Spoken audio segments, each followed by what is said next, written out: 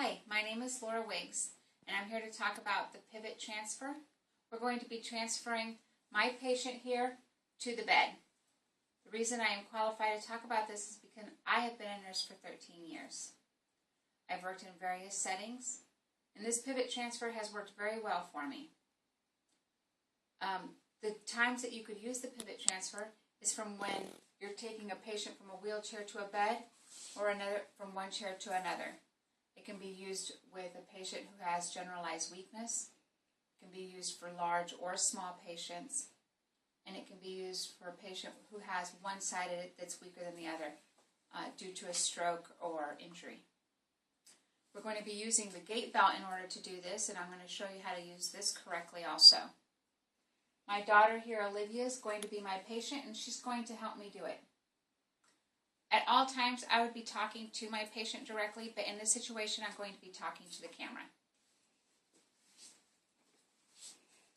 We're going to be putting a gait belt on first, and you always want to explain to your patient what you're doing.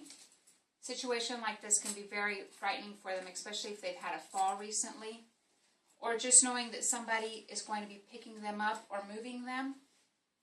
They can be afraid that they're going to get hurt or that there's going to be pain involved.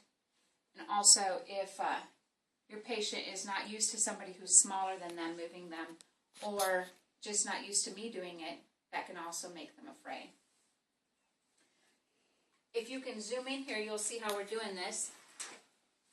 You want the flag side on the outside with this particular gait belt, but other gait belts are designed a little bit differently. You just want to know that you're always going to be putting it in at the teeth part. Okay? Your belt's going to go on like this.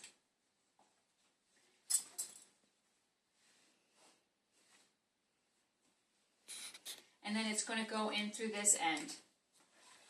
Okay? Just like that. Very simple to use if you use it correctly. You want it tight enough that you can stick 2 to 3 fingers in. Just enough to hold on. Not enough to slip up here to the armpits or anything like that. We don't want her moving in it. When standing with a patient, you don't want to be standing like this with both legs straight. You want one in front and one behind. This will help stabilize your center of gravity. I'm going to have my patient put her hands here. You never want your patient to grab behind your neck. That can cause them to knock you over, or you can fall into them. Put your hands right here and push off with her hands, okay? This will help me to get her stood up. On the count of 3, you're going to stand up. Ready? 1, 2, 3.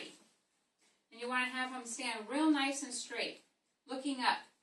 That'll help them so that they don't feel tipsy. Okay? And then we're going to be moving